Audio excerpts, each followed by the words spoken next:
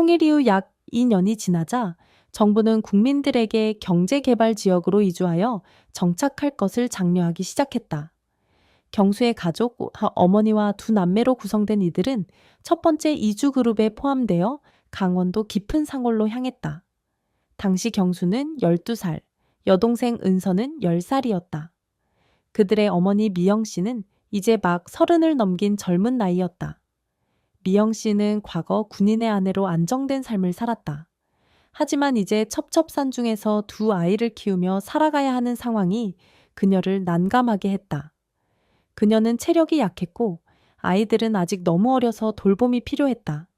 정부가 일부 지원을 해주었지만 그녀가 아는 바느질 솜씨만으로는 세 사람의 생계를 유지하기에 턱없이 부족했다. 결국 경수는 가족을 돕기 위해 동네 사람들과 함께 매일 산에 올라갔다. 처음에는 대나무 싹을 찾아내어 삶고 말려서 시장에 내다 팔았다. 비록 많은 수익을 올리지는 못했지만 그것만으로도 집안의 기본적인 식재료를 마련하는 데 큰 도움이 되었다. 매일 산속을 돌아다니다 보니 경수는 점점 숲속의 길을 익히게 되었다. 경수가 성실하게 가족을 돕는 모습을 본 마을 어르신 중 한 분은 그에게 덫을 놓아 산짐승을 잡는 법을 알려주었다. 경수는 그 어르신을 따라다니며 경험을 쌓았다. 몇 달 후 어르신은 경수가 이제 혼자서도 사냥할 수 있을 만큼 성장했다고 말하며 더 이상 도움을 주지 않아도 될 것이라고 했다. 경수는 20개의 덫만 있으면 충분히 가족을 부양할 수 있을 거라고 생각했다. 어르신의 조언을 듣고 감사 인사를 전한 뒤 경수는 저녁 식사 자리에서 어머니에게 자신의 계획을 설명하며 어머니가 가지고 있는 마지막 재산인 귀걸이를 빌릴 수 있는지 부탁했다. 그 귀걸이는 이 상골로 이사 올 때 어머니가 가져온 유일한 값진 물건이었다. 경수의 이야기를 들은 미영 씨는 아들이 가족을 위해 애쓰려는 마음에 감동하며 흔쾌히 귀걸이를 내주었다. 식사가 끝난 후 그녀는 귀걸이를 조심스럽게 포장해 경수에게 건넸다. 경수는 그 귀걸이를 손에 쥐며 눈물이 핑 돌았다. 그는 이 귀걸이가 어머니에게 소중한 추억의 물건임을 알았지만 지금은 가족의 생계를 유지하는 것이 더 중요하다는 것을 이해했다. 경수는 마음속으로 다짐했다. 돈을 벌게 되면 어머니에게 새 귀걸이를 사드리겠다고. 그러나 그의 이 다짐은 이루어지지 못했다. 약 1년 후 미영 씨는 말라리아로 세상을 떠났기 때문이다. 어머니가 세상을 떠난 후 집에는 경수와 은서 두 남매만 남았다. 은서는 12살이 되었고 집안일을 도맡아 하며 경수가 사냥에서 돌아오면 밥을 준비해 주었다. 두 남매의 삶은 비록 단조롭고 조용했지만 초기의 어려움에 비하면 이제 안정되고 풍족했다. 하지만 몇 년 뒤 많은 사람들이 다시 서울로 돌아가 생계를 꾸리기 시작하면서 마을은 점점 더 황폐해졌다. 초기 이주민들로 북적이던 마을은 이제 몇 가구만 남아 손에 꼽을 정도였다. 마을이 더욱 쓸쓸해졌지만 경수와 은서는 서울에 친척도 없고 갈 곳도 없었기에 이곳에 남기로 했다. 시간이 흘러 두 남매는 점점 성장했고 남은 마을 사람들 중 나이가 많은 이들은 하나둘씩 세상을 떠났다. 젊은이들은 다른 지역으로 이사를 갔다. 마을에 남아있는 사람들의 수는 점점 줄어들었다. 경수는 숲속을 오랫동안 드나들며 익힌 경험 덕분에 좋은 땅을 발견하게 되었다. 그는 그곳이 자신과 은서가 새로운 삶을 시작하기에 완벽한 장소라고 확신했다. 그렇게 두 남매는 이웃들과 작별을 고하고 그 땅으로 이동해 집을 짓고 농사를 시작했다. 경수는 탁월한 안목을 가지고 있었다. 그가 선택한 땅은 한가운데 넓은 호수가 있어 사계절 내내 시원하고 옆에는 비옥한 농토가 자리하고 있었다. 두 남매는 그곳에 작은 집을 지었고 단 2년 만에 삶의 질이 크게 향상되었다. 열심히 노력한 덕분에 두 남매는 두 해의 수확 후 필요한 가전제품과 오토바이, 발정이 등 필수품들을 마련할 수 있었다. 비록 생활이 안정되고 풍족해졌지만 그 시점부터 두 사람의 삶에는 새로운 과제가 나타나기 시작했다. 어릴 때 두 남매는 늘 함께 먹고 자며 모든 것을 나누었다. 그러나 시간이 지나며 은서는 18살이 되었고 이제는 아름다운 숙녀로 성장했다. 두 사람의 형제애는 여전했지만 어릴 적처럼 가까운 관계는 아니었다. 경수는 아직 연애를 해본 적이 없었지만 20살이 되면서 세상 경험을 통해 자신과 은서 사이에 일정한 거리가 필요하다는 것을 알게 되었다. 하지만 은서는 달랐다. 어머니가 돌아가신 이후로 은서에게 가장 가까운 사람은 경수였고 그녀의 눈에는 여전히 경수와 자신이 어린 시절과 다르지 않게 보였다. 이 때문에 은서는 때때로 경수에게 지나치게 애정을 표현하곤 했다. 그런 행동은 종종 경수를 당황스럽게 만들었다. 그는 몇 번이나 우연히 은서의 사적인 모습을 목격하게 되었고 이는 그의 머릿속에 불편한 생각을 불러일으켰다. 그래서 그는 가능한 한 은서와의 가까운 접촉을 피하려고 했다. 그러던 어느 날 경수가 사냥을 나간 사이 은서는 어머니가 남겨둔 재봉틀을 가지고 놀기 시작했다. 아마도 그녀는 어머니처럼 바느질을 배우고 싶었던 것 같았다. 재봉틀을 만지다가 그녀는 서랍 속 깊은 곳에서 낡은 흑백 사진 한 장을 발견했다.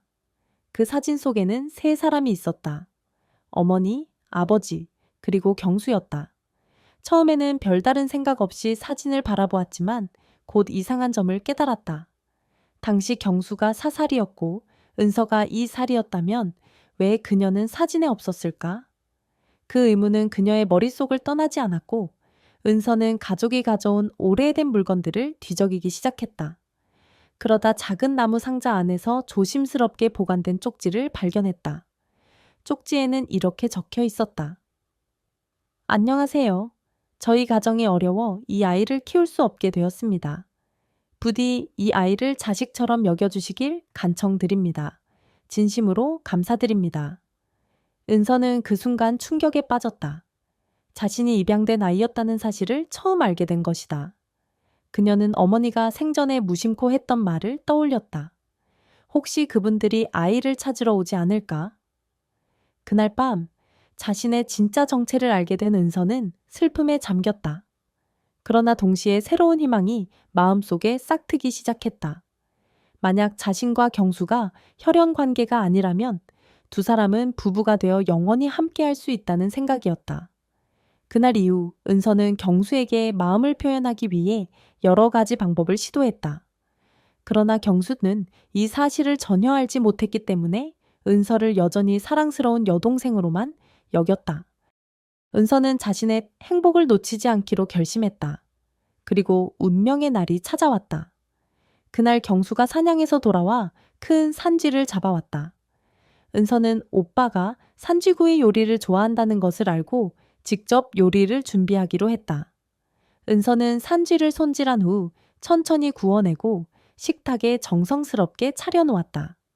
그녀는 여기에 좋은 막걸리 한 병도 추가했다.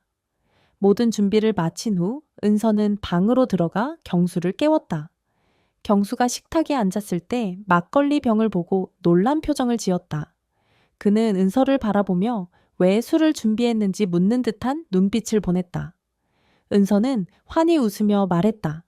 오빠, 엄마가 예전에 산짐승 고기를 먹을 때는 꼭 술을 곁들여야 배탈이 안 난다고 하셨어요. 그래서 좋은 막걸리를 준비했어요. 오빠가 안 드시면 아깝잖아요. 그녀의 말에 경수는 웃으며 술잔을 따랐다. 그는 평소 술을 마시지 않았기에 작은 잔 3잔만 마셔도 얼굴이 벌겋게 달아올랐다. 식사를 마친 후 그는 비틀거리며 방으로 들어가 잠시 누웠다. 그동안 은서는 식탁을 깨끗이 치운 후 세탁물을 들고 목욕하러 갔다. 목욕을 마치고 나왔을 때 갑자기 비가 내리기 시작했다. 비가 멈출 때까지 경수가 나갈 일이 없을 것을 안 은서는 문을 잠그고 경수가 있는 방으로 들어갔다. 그때 경수는 반쯤 잠이 든 상태로 누워 있었다. 그는 은서가 옆에 누웠다는 것을 느꼈지만 비가 오는 날 낮잠을 자는 것이 이상하지 않아 신경 쓰지 않았다. 그러나 은서가 의도적으로 그의 팔을 감싸 앉아 경수는 깜짝 놀라며 벌떡 일어났다. 은서야, 너 지금 뭐 하는 거야? 우리는 형제잖아. 그는 분노와 당황함이 섞인 목소리로 외쳤다. 그러나 은서는 물러서지 않고 오히려 차분히 말했다. 오빠, 아니에요. 우리는 친형제가 아니에요. 그녀는 작은 종이와 오래된 사진을 내밀었다. 경수는 처음에 무슨 일인지 이해하지 못했지만 은서의 설명을 듣고 천천히 상황을 파악했다. 사진 속 경수가 사살일 때의 모습과 은서가 없는 사실, 그리고 쪽지에 적힌 내용이 모든 것을 말해주고 있었다. 모든 것을 이해한 경수는 은서를 조용히 끌어안고 미안하다고 말했다. 그날 이후 그들은 더 이상 서로를 피하지 않았고 마침내 자신들의 감정을 솔직히 나누었다. 비 오는 그날 오후 두 사람은 처음으로 서로의 사랑을 확인했다. 그 순간 은서는 진정한 행복을 느꼈다. 이제 그녀는 더 이상 경수를 잃을 걱정을 하지 않아도 되었다. 경수 또한 자신이 직접 노력으로 이룬 사랑을 얻었다는 사실에 기뻤다. 그 후로 깊은 산 속의 작은 집은 두 사람의 사랑으로 가득 찼다. 머지않아 집안에는 아이들의 웃음소리가 울려 퍼질 것이고 그곳은 더 따뜻한 보금자리가 될 것이다. 만약 어머니 미영 씨가 살아계셨더라도 두 사람이 부부가 되는 것을 받아들였을 것이다. 혈연 관계가 없으니 두 사람이 부부가 되는 것은 도덕적으로도 문제가 없었다. 그날 이후 두 사람은 서로를 사랑하고 함께 미래를 건설하며 다가올 아이들과 함께 행복한 삶을 준비해 나갔다.